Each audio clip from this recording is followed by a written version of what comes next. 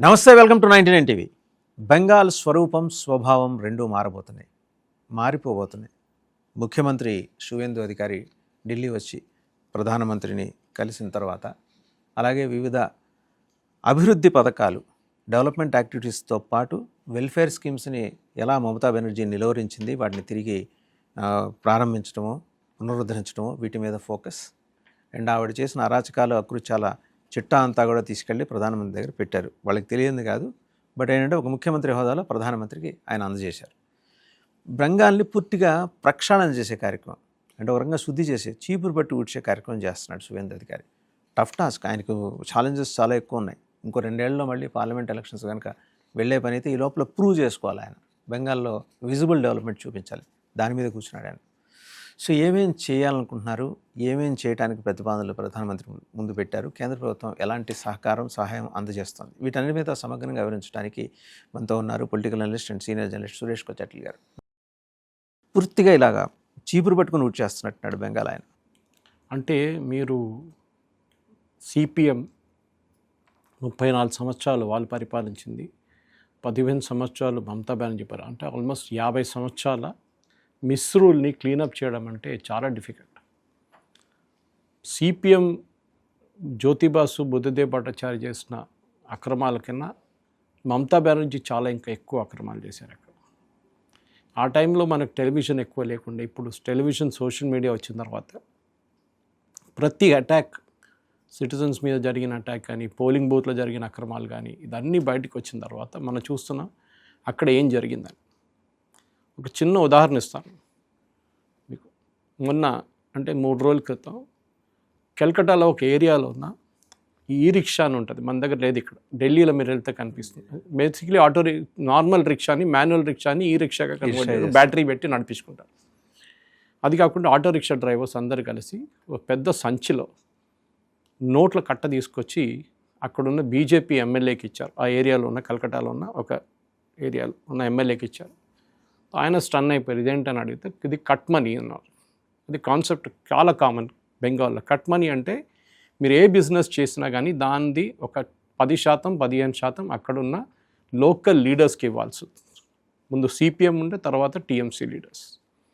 So దీనికన్నా ముందున్న TMC MLA ప్రతి వారం ఇట్లనే లక్షల నోట్లు ఆయన దగ్గరకు వస్తుంది. తీసుకొచ్చి ఆయన అడిగారు, ఇదేంటి అంటే ఇది కట్ మనీ, మేము ప్రతి వారం ఇస్తాం. ఒక ఈ రిక్షాకి 50 రూపాయలు, ఒక ఆటో రిక్షాకి 100 రూపాయలు ప్రతిరోజు కలెక్షన్. వాళ్ళ దగ్గర వచ్చే ఆదాయం నుంచి తీసి పక్కన పెట్టి ఇవ్వాలి, యూనియన్కి ఇవ్వాలి. సో ఆ బీజేపీ ఎమ్మెల్యే ఏమన్నది, ఇదేం నాకు అక్కర్లేదు, దీని గురించి ఒక ఎంక్వైరీ నడుస్తుంది, అది చూడండి.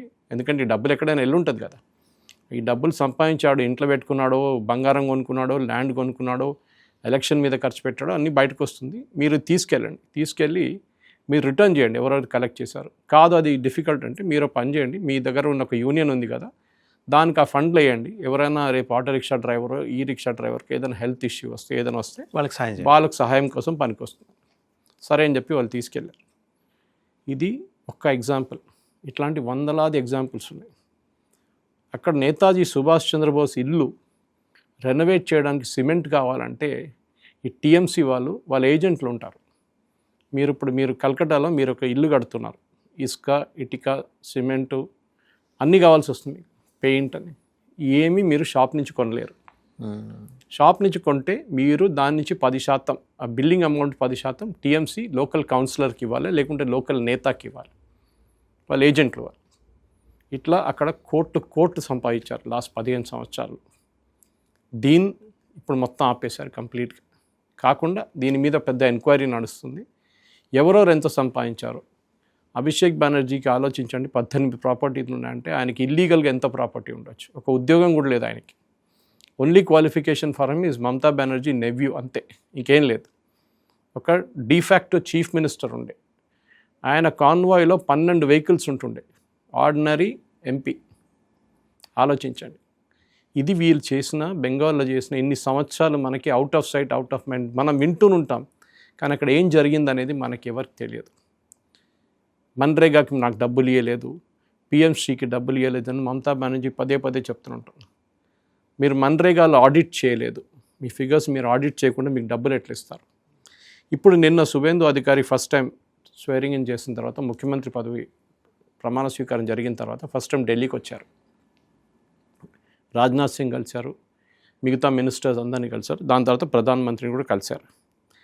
ఇప్పుడు 39,000 కోట్ల సెంట్రల్ గవర్నమెంట్ స్కీమ్స్లో ఉన్న మొత్తం డబ్బులు ఇప్పుడు రిలీజ్ చేస్తున్నారు. మీరు సెంట్రల్ గవర్నమెంట్ దగ్గర నుంచి ఇప్పుడు రేవంత్ రెడ్డి కానీ, సిద్ధరామయ్య గారి, ఈవెన్ పినరాయి విజయన్ దీనికన్నా ముందు చెప్తే ఏంటంటే మేము 100 రూపాయలు పంపిస్తే మాకు 14 రూపాయలు వస్తాయని. కరెక్ట్ ఉండొచ్చు, కానీ దాని తర్వాత సెంట్రల్ గవర్నమెంట్ స్కీమ్స్ మీకు వస్తుంది. జల్ జీవన్ మిషన్ ఉంటుంది, ప్రధాన్ మంత్రి గ్రామీణ్ వికాస్ యోజన ఉంటుంది, చాలా స్కీమ్స్ ఉంది, మన్రేగా లాంటి స్కీమ్ చాలా ఉంటుంది. దాని ఫండ్స్ మీకు వస్తుంది. కానీ ఏ ఫండ్ వచ్చినా కానీ దాన్ని ఆడిట్ చేయాల్సి వస్తుంది, దాని బిల్ సబ్మిట్ చేయాల్సి వస్తుంది, దాని స్టేట్మెంట్ ఇవ్వాల్సి వస్తుంది. నాకు మీరు 10,000 కోట్లు ఇచ్చారు, మేము 9,500 కోట్లు ఖర్చు పెట్టాము, దీని బిల్స్ ఇది, స్టేట్ లెవెల్ ఆడిట్ జరిగింది ఇది అని సబ్మిట్ చేయాల్సి వస్తుంది before March 31 every year financial year. వీళ్ళు చేయరు. ఓకే, ఎందుకంటే వీళ్ళు ఫస్ట్ వాళ్ళ ప్రాజెక్ట్ ఉన్న డబ్బులంతా తినేస్తారు. అది తెలంగాణలో కూడా జరిగింది అది. Okay, so naturally central government ఏం చేస్తారు, నెక్స్ట్ ఇన్స్టాల్మెంట్ ఆపేస్తారు. That's per CAG, that is the rule. మీరు ఈ సంవత్సరం మీరు ఆడిట్ ఫిగర్స్ ఇవ్వకపోతే నెక్స్ట్ ఇయర్ మీకు ఫండ్స్ రాదు. మీరు ఇది ఇచ్చండి, కొత్త ఫండ్స్ తీసుకోండి, ఇట్లా ఆగిపోతుంది. సో మమతా బెనర్జీ ఇది మన్రేగా ఫండ్స్ నాకు ఇవ్వలేదని చెప్పి సుప్రీంకోర్టుకి వెళ్ళింది లాస్ట్. సుప్రీంకోర్టు అన్నారు ఇచ్చేసేయండి, 1 సంవత్సరం ఇచ్చేసేయండి ఆమెకి, బట్ క్లియర్లీ ఆడిట్ చేసి ఇవ్వాలని చెప్పారు. అది ఇవ్వలేదు ఆమె, ఫండ్స్ తీసుకుంది.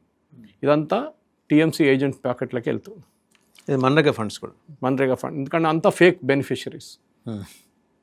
20 మంది పనిచేసిండ్రు, ఒక మట్టి ఇక్కడ నుంచి తీసి అక్కడ వేసారంటే దాంట్లో 10 మందే పనిచేసి ఉంటారు, 10 మంది పేర్లు ఒట్టే తయారు చేస్తారు. ఇప్పుడు సెంట్రల్ గవర్నమెంట్ ఏం చేస్తున్నారంటే జియో ట్యాగింగ్ చేస్తున్నారు ఒకటి. ఓకే, ఆధార్తోని మీరు ఫింగర్ ప్రింట్ బయోమెట్రిక్ పెట్టి ఆ ప్లేస్ నుంచే దాన్ని జియో ట్యాగ్ చేస్తున్నారు. అంటే మీరు అక్కడ ఉన్నారా లేదా, ఆ రోజు మీరు ఎక్కడో కూర్చొని ఇక్కడ మీరు మన్రేగా చేశారని చెప్తే మీకు డబ్బులు రావు. మనం అందరూ జన్ధన్ యోజన స్టార్ట్ చేసినప్పుడు ప్రధాన్ మంత్రి యోజన చాలామంది క్రిటిసైజ్ చేశారు, ఏం యోజన ఇది, ఎవరి పనికి వస్తుంది అది ఇదని. ఇప్పుడు ప్రతి సెంట్రల్ గవర్నమెంట్ ఫండ్ వచ్చే ఫండ్స్ అంతా డైరెక్ట్ బెనిఫిషరీ అకౌంట్కి వస్తుంది. ఈవెన్ స్టేట్ గవర్నమెంట్ కూడా వాడుతున్నారు జన్ధన్ యోజన. రాజీవ్ గాంధీ గారు చాలా ఫేమస్గా ఒకసారి చెప్పారు, ఢిల్లీ నుంచి రూపాయి పంపిస్తే స్టేట్ లెవెల్కి వచ్చి బెనిఫిషరీ దగ్గర వచ్చేట్టు 15 పైసలే వస్తుంది, 85 పైసలు కొట్టేస్తారు. ఇది బీజేపీ వాళ్ళు చెప్పలేదు, మిగతా వాళ్ళు మోదీ వాళ్ళ పార్టీ చెప్పలేదు, ఇది రాజీవ్ గాంధీ గారు వాళ్ళ సొంత గవర్నమెంట్ గురించి చెప్పారు. అంటే అంత కరప్షన్ ఉండే ఆ టైంలో. ఇప్పుడు డైరెక్ట్ చెక్లు ఇవ్వకుండా డైరెక్ట్ బ్యాంక్ అకౌంట్లో వచ్చి పడుతుంది. కానీ ఆ తెలంగాణలో ఇప్పుడు కూడా చెక్లు ఇవ్వడం సిస్టమ్ ఉంది. అంటే నేను మీకు 10,000 రూపాయలు చెక్ ఇస్తే నాకు మీరు 2,000 రూపాయలు క్యాష్ పక్క నుంచి ఇచ్చేస్తారు, ఎమ్మెల్యేకి పాకెట్లు వేసుకుంటారు. ఇది జరుగుతుంది తెలంగాణలో ఇప్పుడు కూడా. చెక్లు ఇవ్వకూడదు, it should be directly deposited in the account. Okay, ఇదొక రూల్. ఇప్పుడు మనం చూస్తున్న ఏంటంటే దీని ప్రకారం చాలా మట్టుకు జరుగుతున్న మార్పులు వెస్ట్ బెంగాల్లో కనిపిస్తుంది మీకు. ఓకే, ఎట్లాంటి మార్పులు జరుగుతుందని మనం చెప్పాం. 39,000 కోట్ల రూపాయలు డెవలప్మెంట్ ప్రాపర్టీ అంతా ఈ క్రోస్ రిలీజ్ చేస్తున్నారు. దాంట్లో చాలా మటుకు మనం చూస్తున్నాం ఏంటంటే వెస్ట్ బెంగాల్లో హెల్త్ ఆయుష్మాన్ భారత్ ఒకటి స్కీమ్ అసలు ఆవిడ ఇనిషియేటివ్ చేయలేదు కదండి. చేయలేదు. ఆమె చెప్పింది నా దగ్గర 10 లక్షల స్కీమ్ ఉంది, మీ 5 లక్షల స్కీమ్ నాకెందుకు అని. అది కాకుండా మొహల్లా క్లినిక్స్ మన కేజ్రీవాల్ పెద్ద స్టైల్లో లాంచ్ చేశారు, అదంతా తర్వాత ఫ్రాడ్ అని తెలిసిపోయింది. అదొకటి.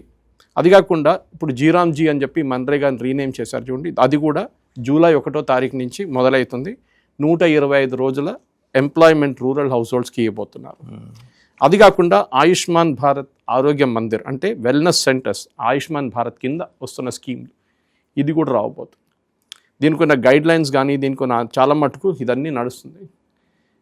అది కాకుండా ఇప్పుడు డెవలప్మెంట్ స్కీమ్స్ అనేది ఒకటి నెక్స్ట్ 6 నెలల్లో చూపించాల్సి వస్తుంది గవర్నమెంట్కి, ఏమేమి చేస్తున్నాం, మేము ఎట్లాంటి ప్రోగ్రామ్స్ చేస్తున్నాం. కానీ బెంగాల్లో ఏం చూస్తున్నాం అంటే వాసుదేవన్ గారు ఒక పెద్ద మార్పు జరుగుతుంది. మీరు ఫల్తా ఎలక్షన్ చూశారు మనం, దాంట్లో చాలామంది ఓటేసిన వాళ్ళు టీవీ ముందే చెప్పారు, మేము ఇదే ఏరియాలో 30-40 సంవత్సరాల నుంచి ఉంటున్నాం, ఫస్ట్ టైం మేము ఓటు వేయడానికి వస్తున్నాం, మా అందరు ఓటర్ ఐడి కార్డు ఉంది, మా ఓటు ఇంకెవరో ఇస్తారు. ఇప్పుడు మీకు తెలుస్తుంది రాహుల్ గాంధీ ఎందుకు ఈవీఎంలు వద్దు నాకు బ్యాలెట్ బాక్స్ కావాలని చెప్తుంది, దీనికి కారణం ఇది. దాట్ ఆ పాత సిస్టమ్ స్టాంప్ కొట్టి వేయడం. దాని తర్వాత ఈవీఎంలు కూడా అదే చేశారు వీళ్ళు, మొత్తం సెంటర్ హైజాక్ చేస్తుంది. మన ఫాల్టాలో 139 CCTVలు ఆఫ్ చేసి పడేశారు, వెబ్ క్యామ్స్.